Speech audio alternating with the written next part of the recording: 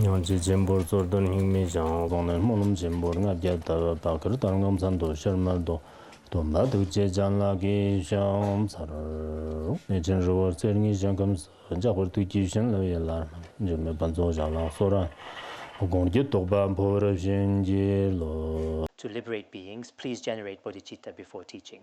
Now let's continue our study.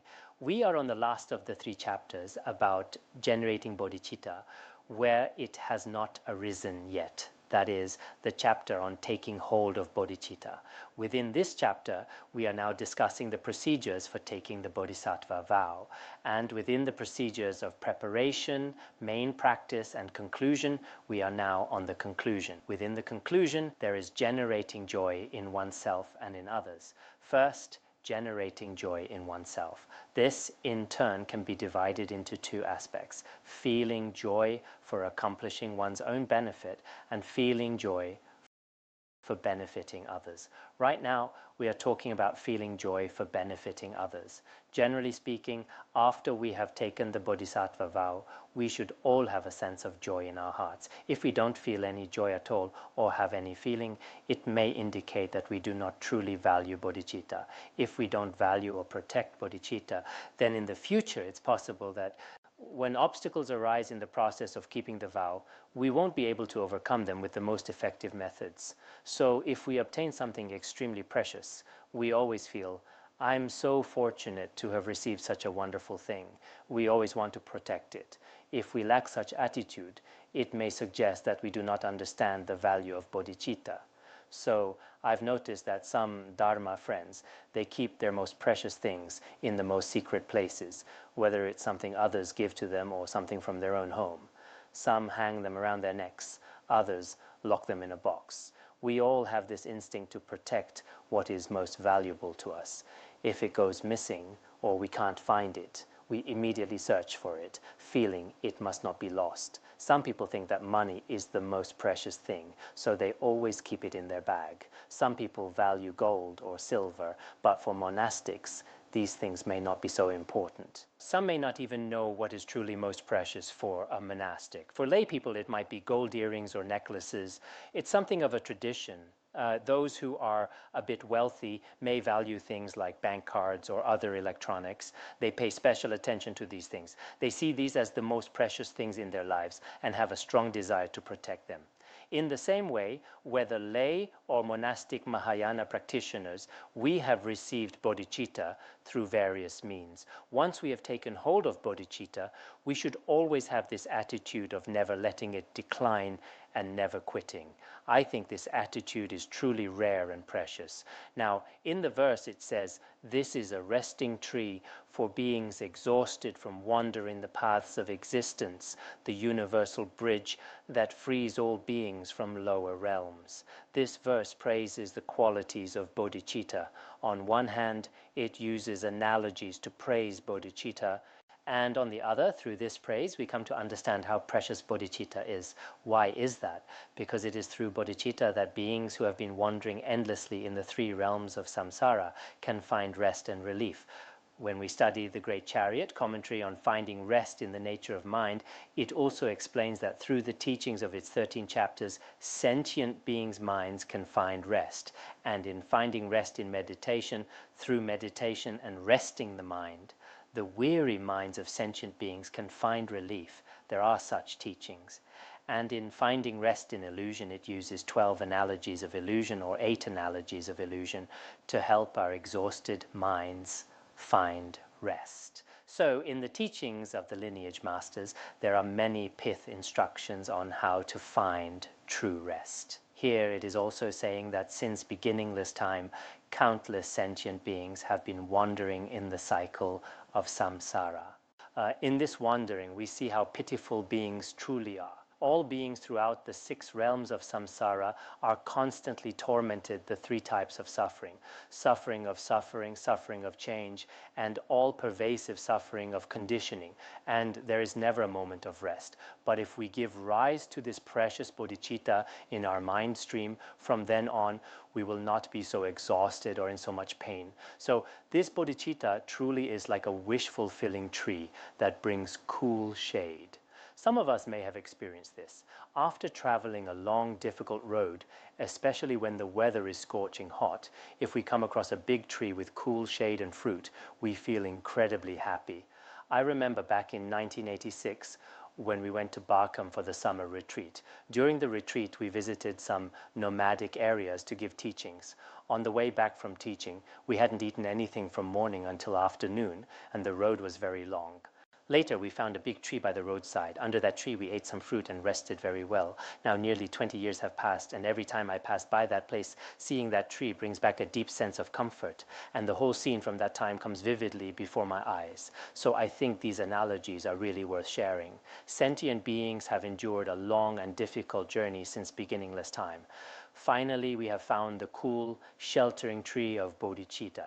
Relying on this refreshing tree of Bodhicitta, sentient beings can truly find rest, happiness, and relief. In the past, great masters like Master Xuanzang and Gendun Chopel, when they traveled to India, they crossed vast deserts and barren wilderness.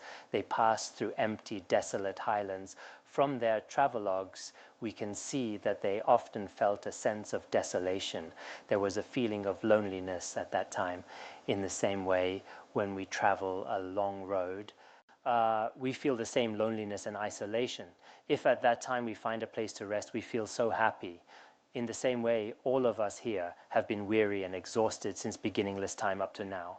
Now, having encountered the cool shade of this supreme bodhicitta, we should all feel a sense of happiness and relief, because after we have taken hold of bodhicitta, we will not pay much attention to ourselves anymore. Then many of the pains and sufferings in our mind would naturally disappear. Why? From beginningless time until now, all the torment, pain, and obstacles in our hearts, all those unbearable feelings, are all fundamentally caused by self-clinging. If we didn't have ego clinging, do our pains still exist? Many people suffer for their families, relationships, or wealth, but in the end, all this suffering revolves around oneself.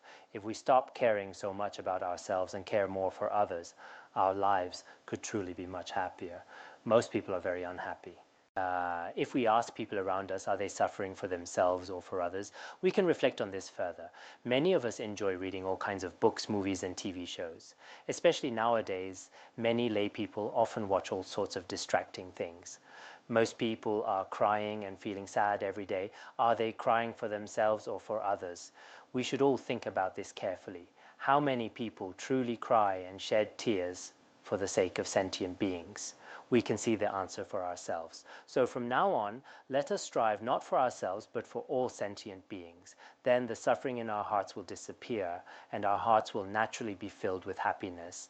This verse also says that, as a matter of fact, bodhicitta is the most wonderful ladder, the best bridge that rescues countless sentient beings from the lower realms, because it is extremely difficult for sentient beings to cross the turbulent river of samsara with its raging currents of afflictions.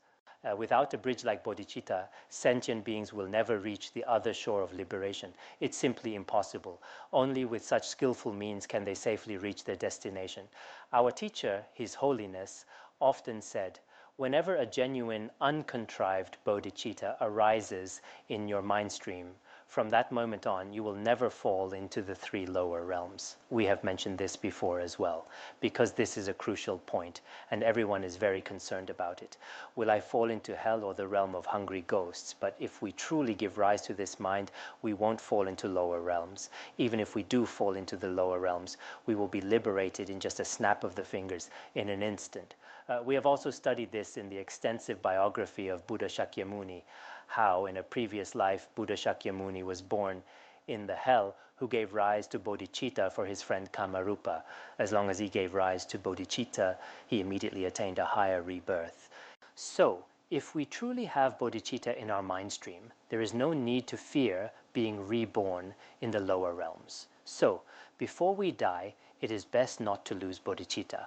We should always bear this in mind. We are always concerned about how to increase our reputation, our lifespan, or our wealth, and so on. But in fact, these are of no real use, either in this life or the next.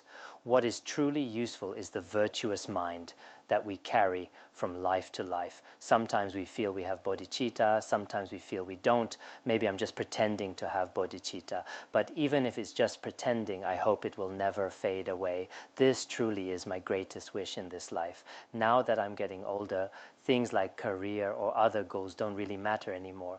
Now, my only hope is that in every lifetime, I will never lose this bodhicitta. Though sometimes I'm not sure whether I have bodhicitta. Sometimes it just feels like a kind heart. Sometimes, not to mention kindness, I feel I'm not even a very good person. But if I do have a virtuous mind, I hope it never fades away. I think this is the most precious thing. All of us here should think this way as well. If before we die, we do not lose bodhicitta, then among all the things we can gain, this is the rarest and most precious of all. Here, bodhicitta is also compared to a bridge. As we mentioned before, according to some teachings of the Avatamsaka Sutra, 220 analogies were used to describe the qualities of bodhicitta.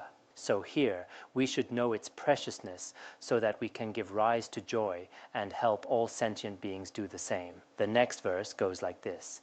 This is the rising moon of mind that soothes the torments of sentient beings' afflictions. It's the great sun that brings an end to the darkness of beings' ignorance. Here, the qualities of bodhicitta are described using the analogies of the sun and the moon. In other words, this bodhicitta dispels the emotional obscurations in the mind streams of countless sentient beings. As Bodhisattva Maitreya explained, what we call emotional obscurations are mental states like stinginess and other forms of conceptual grasping. Or we can say that any mind that obstructs liberation is called an emotional obscuration. In fact, it is by applying this bodhicitta can we eliminate emotional obscurations from the root in our mind streams. Why do we say this? Some people might have doubts. Is that really so? For example, the arhats have eliminated all emotional obscurations, but they do not have bodhicitta. We have debated over this topic before. Actually, the arhats certainly have relative bodhicitta that we ordinary beings have. This is for sure. Arhats have already completely eliminated all clinging to I and mine, whereas we, who claim to be Mahayana bodhisattvas, still have very strong self-clinging. They have completely eliminated all clinging to I and mine. Comparing the two, in our case, nothing has been eliminated. It's just that the Hinayana teachings do not emphasize or explicitly mention bodhicitta, but arhats must have bodhicitta in their mind streams.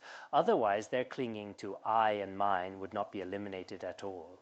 It is well known that bodhicitta is the mind that cuts through self-cherishing and benefits sentient beings. When arhats teach the Dharma, they also possess immeasurable qualities. We should understand that the root cause for eliminating emotional obscurations is, in fact, this bodhicitta.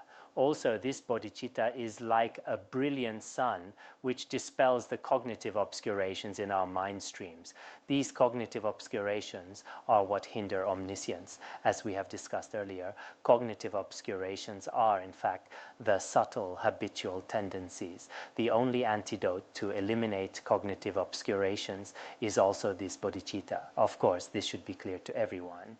If one attains the bodhisattva bhumis, but the great compassion and bodhicitta in their mind stream are not fully matured, then the subtle habitual tendencies of ignorance in their mind stream are not eliminated. Therefore, bodhicitta is the sole root cause for eliminating the two obscurations, and it is by relying on bodhicitta that we can eliminate the two obscurations and gain qualities most swiftly.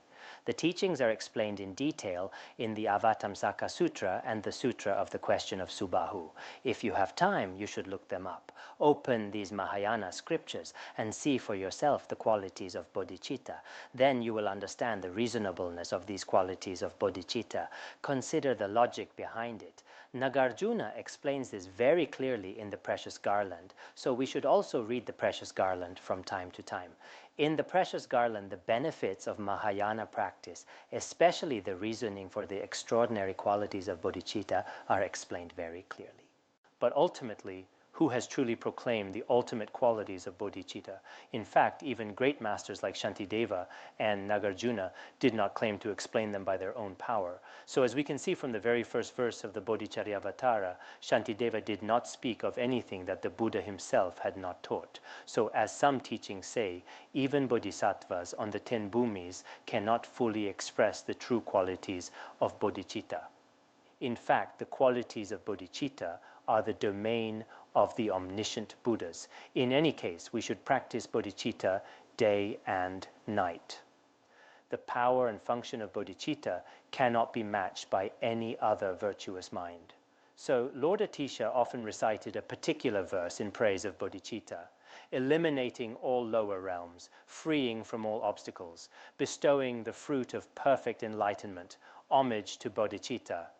So in India and in the Tibetan regions, many great masters would often recite Lord Atisha's verses praising bodhicitta to strengthen the virtuous mind in their own mind stream. They would recite them regularly to reinforce this virtuous mind. With this bodhicitta, whether it's purifying obscurations or accumulating merit, our practice will be successful. There was a geshe in the past named Nyulungpa. Nyulungpa used to say, as long as you give rise to bodhicitta, then accumulating merit and wisdom, purifying obscurations, and achieving realization, all of these are accomplished through it. He always shared the benefits of arousing bodhicitta based on his own personal experience. We mentioned this when we studied other teachings earlier. For example, when Lord Atisha was in Nyetang, once a practitioner came from India to visit him. Atisha especially liked to ask about news from his homeland, so he immediately asked, "What interesting stories or news are there in India now?" The practitioner replied, "There's nothing special, but right now everyone in India is talking about one thing." A yogi practicing Havajra who didn't succeed in his practice but later attained the state of stream enterer. Atisha responded, how fortunate that he didn't fall into the hell realms. What he meant was, if one's practice is not supported by bodhicitta and renunciation, there is a real danger of falling into the lower realms. This yogi who practiced Hevajra was very lucky not to fall into the lower realms. Even attaining a Hinayana result is already considered fortunate. In the root tantra of Manjushri, there is also a story of someone practicing Yamantaka who later ended up in the hell realms. We told this kind of stories before, so if we do not practice with bodhicitta, no matter how profound the teachings, whether it's Dzogchen, Mahamudra, Chan, or any other teachings, in the end, there is still the danger of falling into the lower realms or remaining in samsara. So when we were studying the Pure Land teachings recently, many lay people and practitioners debated in our Q&A sessions, saying that people without bodhicitta can also be reborn in the Pure Land. I saw someone say, there was an old lady who has already been reborn in Sukhavati and she didn't have bodhicitta. Maybe these people have observed clearly that this old lady didn't have bodhicitta, but I personally can't tell. On the surface, she may look like an elderly or uneducated person, but whether she had bodhicitta within is hard to say. Even if she didn't have bodhicitta in daily lives, it doesn't prove that she had no bodhicitta at the time of passing. But if some people believe that one can be reborn in the Pure Land without bodhicitta, then I'm afraid it's difficult to prove this with scriptural or logical reasoning. In summary, bodhicitta is absolutely indispensable. If it is missing, no result or quality can be attained. Therefore, in our daily practice, on one hand, we should have faith and interest in the qualities of Mahayana bodhisattvas. This is extremely important. As Mahayana practitioners, we should always value bodhicitta. To regard it as important is itself a sign of realization.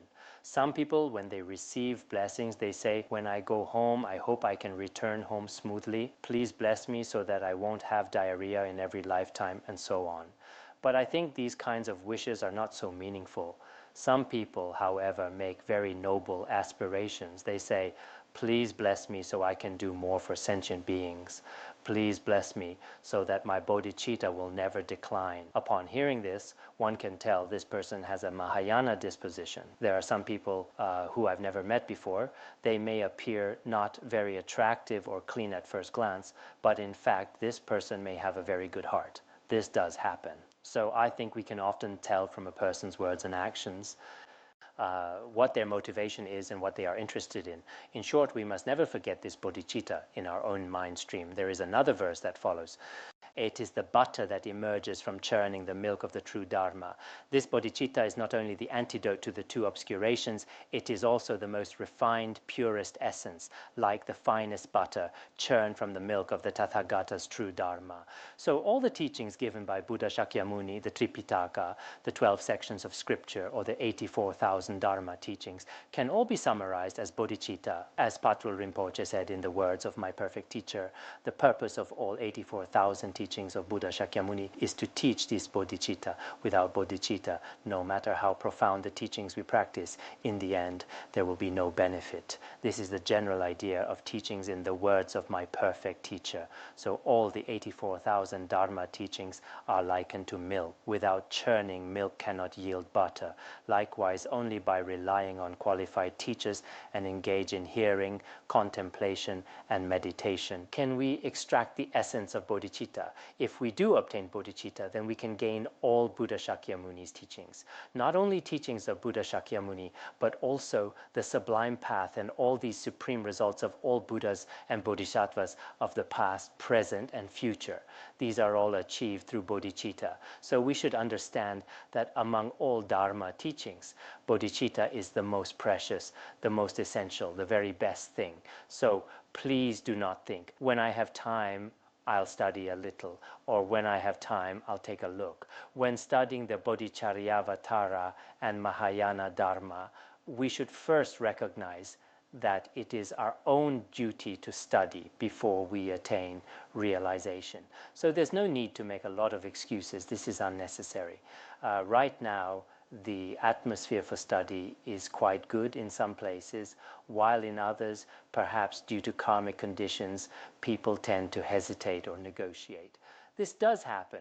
Overall, I think in the Tibetan regions, the atmosphere for hearing and contemplation in the monasteries is quite good, because in every Tibetan monastery there are usually Sangha members studying the 5 great treatises, overing subjects like Chittamatra, Vinaya, and so forth. This is very good. Among Tibetan lay people, however, some theoretical teachings have not yet become widespread.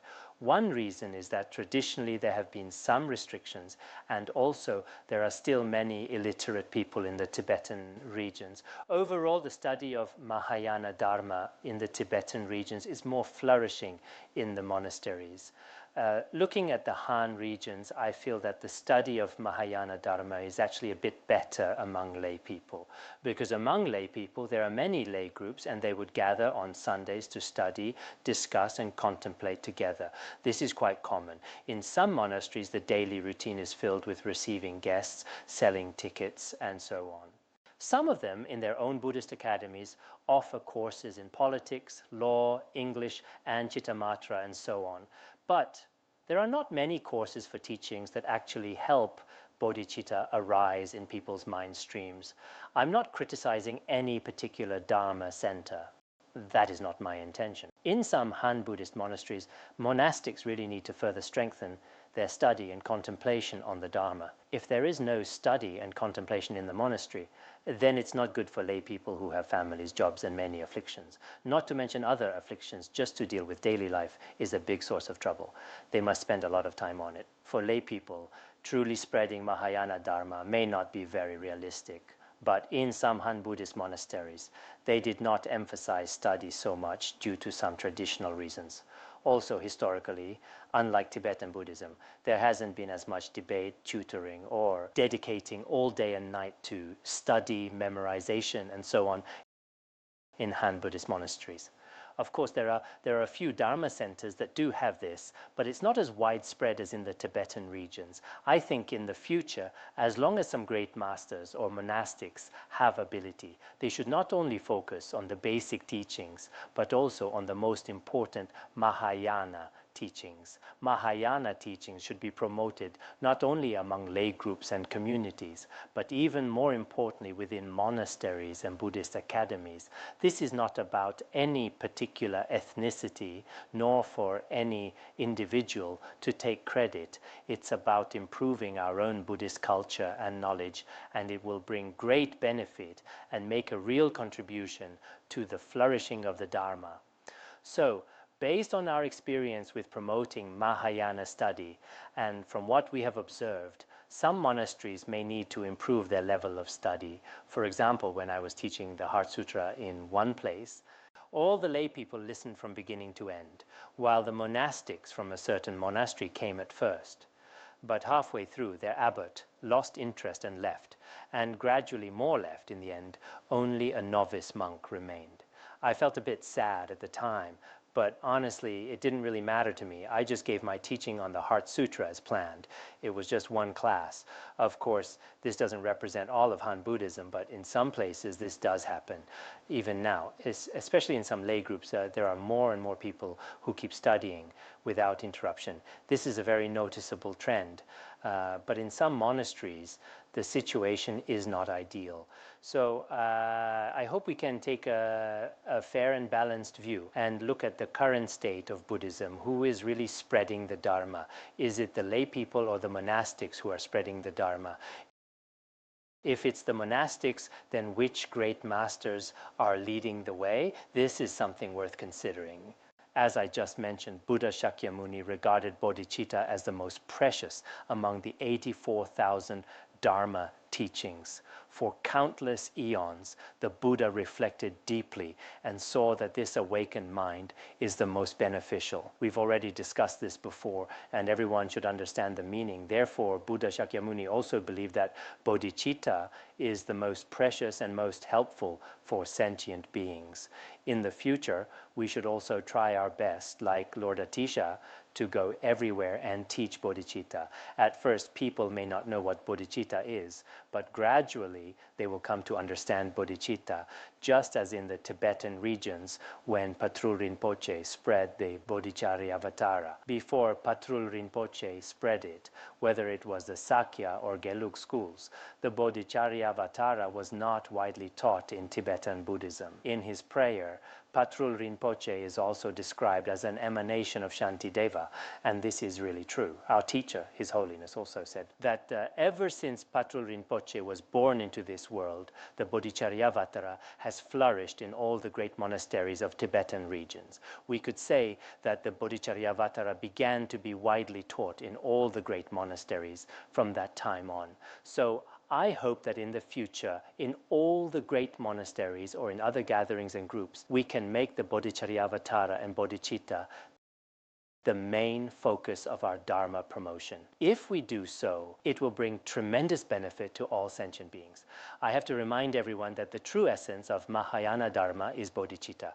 Don't ever think that the essence of giving Dharma teachings is money. In some places, for example, when His Holiness went to Hong Kong, a monk once joked, "Here, we treat red envelopes as the butter that comes from churning the milk of the true Dharma." What does this mean? When some lamas give teachings, it's as if they are churning the milk of the Tathagata's true Dharma. And in the end, what they get is a few red envelopes. They see these red envelopes as the essence that has been extracted. This kind of thinking is harmful to Buddhism. In the future, whether I am giving empowerments, doing divinations, or anything else, if the goal is just to get the butter of money, that's not good. We really shouldn't have this kind of attitude. Don't churn the Tathagata's milk in this way. For travelers roaming on the paths of existence, desiring to partake of happiness, this sublime blissfulness is close at hand to satisfy the supreme guests, sentient beings. The meaning of this verse is that as we wander and drift along the paths of the three realms, everyone hopes to find happiness.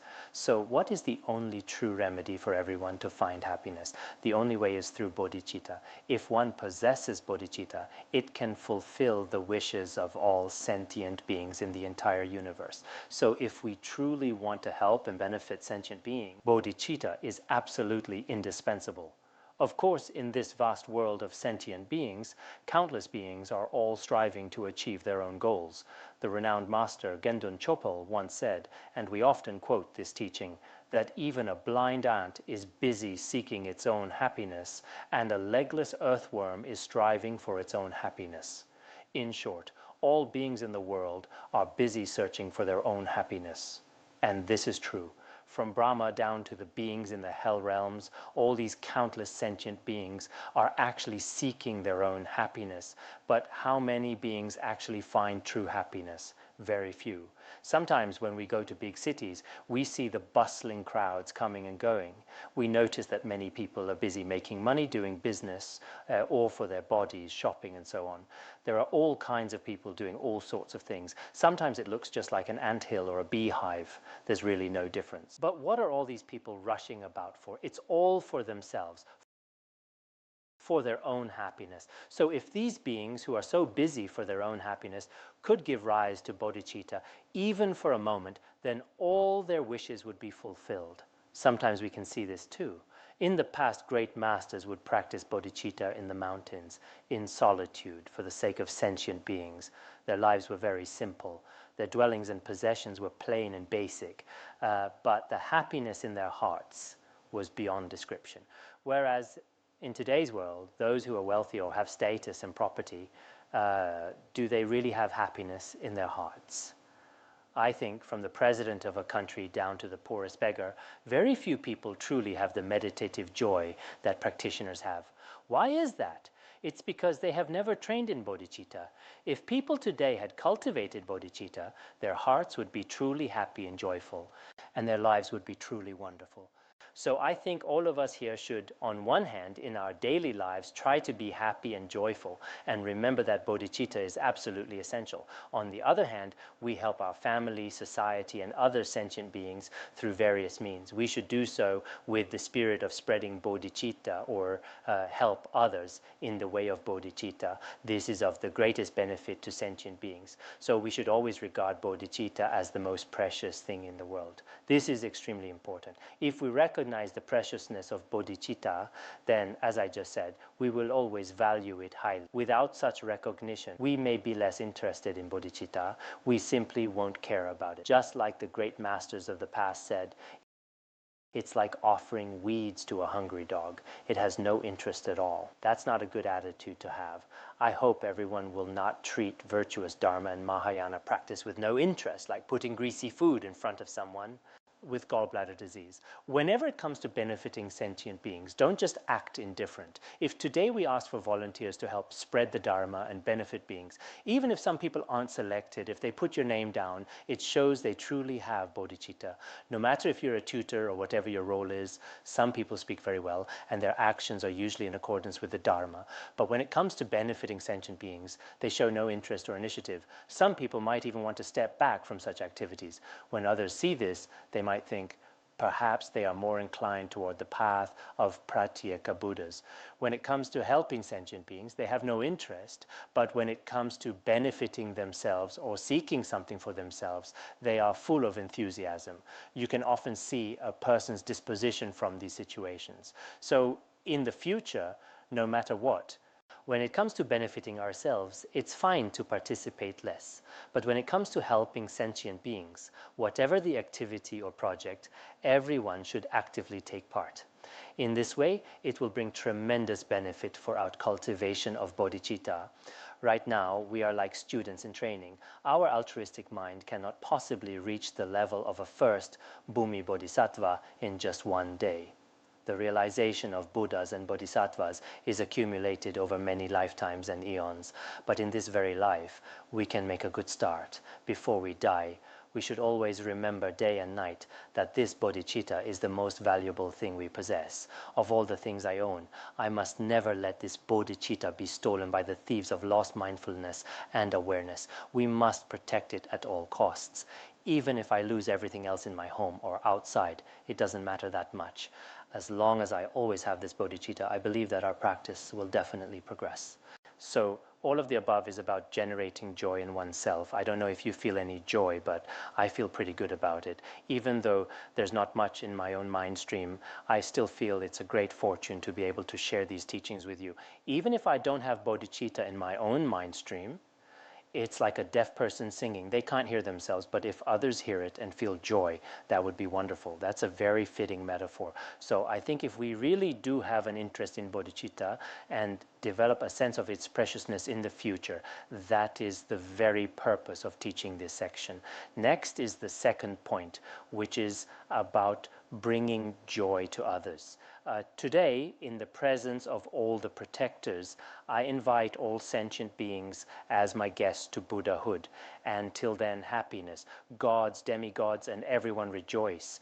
In the end, we should have this kind of attitude now that we have given rise to bodhicitta in our own mind stream. In the presence of all the Buddhas of the 10 directions, Vajra masters, and bodhisattvas on the bhumis, we should invite all sentient beings, as well as the most honored guests, such as all beings in the hell realms, hungry ghosts, animals, and the human world, and so on. And what am I offering them? When we invite guests, we must treat them well and take good care of them. If we don't, next time they won't want to come and won't be happy. So when we invite all sentient beings from the 10 directions with the Buddhas and Bodhisattvas as our witnesses, what do we offer them? We offer them liberation, the happiness of the immeasurable qualities of the Buddha's unsurpassed, perfect, complete enlightenment.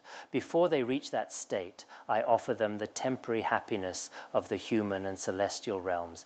These are the temporary benefits and merit I aspire to give. So may all these beings, both human and non-human, worldly and beyond, all be filled with joy. So, in our daily lives, we should also, as His Holiness used to say, if someone truly gives rise to bodhicitta in their mind stream, they will always feel that all their wealth, merit, and even their body are given as offerings to all sentient beings. In this way, all beings in the human and celestial realms will give rise to great joy, because when there is a bodhisattva in this world, the world truly becomes a better place. We can say this for sure. So in this world, both humans and non-humans will naturally lose the anger in their mind streams. In the teachings of some great masters, it is said that as soon as bodhicitta arises in someone's mind stream, even if others just hear their voice, see their appearance, or enjoy any part of their presence, then in the mind stream of those beings, the seed of liberation is planted and they gain supreme merit. So in this world, it is truly rare to find great masters who genuinely possess bodhicitta. Even just seeing, meeting, remembering, or visualizing them, any kind of connection, direct or indirect, leads one toward the path of enlightenment. So for all of us here, there is no difference in status, no difference in position, no distinction between noble and humble or rich and poor.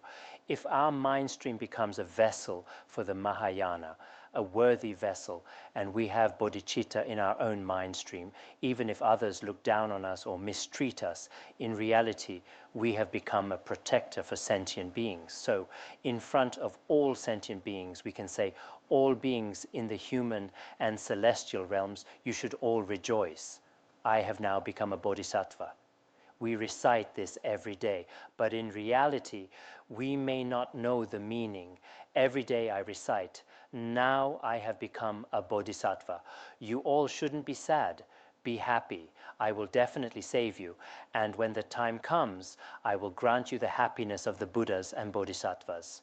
In this way, you too will be free from suffering and find happiness. You will no longer suffer in samsara. If we often recite and make aspirations like this, called demons, obstructive influences, spirits, ghosts, gods, immortals, and so forth, will gradually pacify the anger in their mind streams, and their hatred will all disappear. Gradually, they too will help practitioners and all sentient beings. So, what the world really lacks now is bodhisattvas. There are far too many people with strong self-cherishing. The world does not lack such beings, but what the world truly lacks is the mind that benefits others. If there is even one such great being, the whole world becomes a happier place. So, in our daily lives, we should keep practicing this. It's very important. Whatever practice, meditation, or activity we do, we should always be guided by bodhicitta. Based on Patrul Rinpoche's topical outlines, the first 3 chapters of this text mainly explain how to make bodhicitta arise if it hasn't arisen in our mind streams. The first chapter discusses the benefits of bodhicitta. The second chapter is about accumulating merit and purifying obscurations. This is the preparation for bodhicitta. The third chapter is called taking hold of bodhicitta. So for example, when we buy something, we first want to know what its function is. If we become interested in it, we may consider whether we have enough money to pay for it, and if we have concern that needs to be resolved. Once we have obtained bodhicitta, or in this analogy, the item, after we buy it, we feel very happy. For example, if we don't have air conditioning when the weather is very hot, we first ask around, "Oh, I heard the air conditioners from that factory are really good." Then we learn about its benefits. Once we know its benefits, we check if we have enough money in our wallet and calculate, yes, I can afford it. 783 yuan and 45 cents. That should be enough, so we go and buy it. After we buy it, when we use it at home, we feel very happy and comfortable. Great, I bought an air conditioner today. Now I have air conditioning, how wonderful. Now we've reached this stage, but how do we protect it in the future? Now it's like we have already obtained bodhicitta, everyone has generated joy, and we help others feel joy too. It's like I have air conditioning at home, everyone come over, you can all enjoy it here, and I feel very happy myself. Now, what should you do next? Maybe now talking about the analogy of air conditioning in winter is not very appropriate. It's the same with bodhicitta. Once bodhicitta arises in our mind stream, we feel joy ourselves and we help others feel joy too. But in the future, how do we protect and practice it with mindfulness and awareness? Now that I have bodhicitta, just having it is not enough. Next, we will begin with the paramita of discipline and go through the paramita of patience, all the way to the paramita of wisdom, covering the 6 paramitas and myriad practices. After that, we will conclude with dedication. In Tibetan Buddhism, the first 3 chapters, plus the last chapter, which is the 10th, these 4 chapters are called the 4 chapters of the Bodhicharyavatara. So, what are the 4 chapters of the Bodhicharyavatara? Every novice monk and above must memorize them. This is a rule in the monasteries. If we can't memorize the whole text, then at least memorize the first 3 chapters and the last chapter. These 4 chapters must be recited by heart.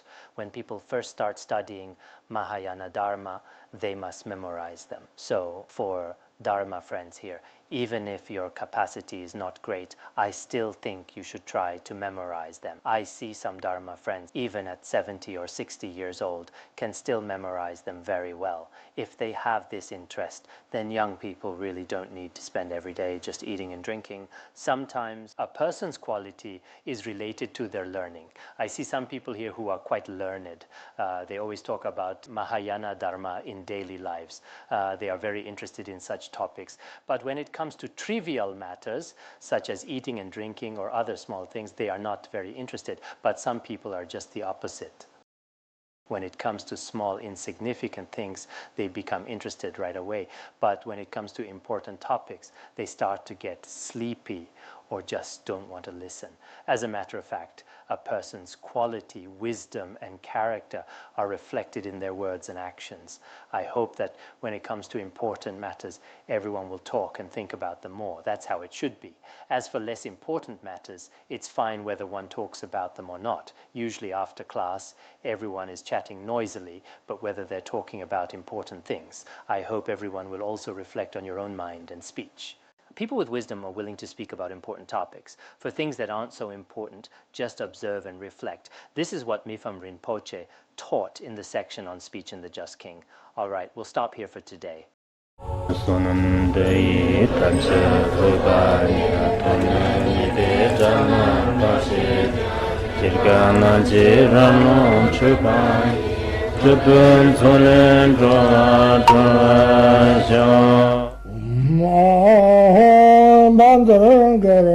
Bandar Bandharangara Padma Sadahum Bandharangara Padma Sadardahum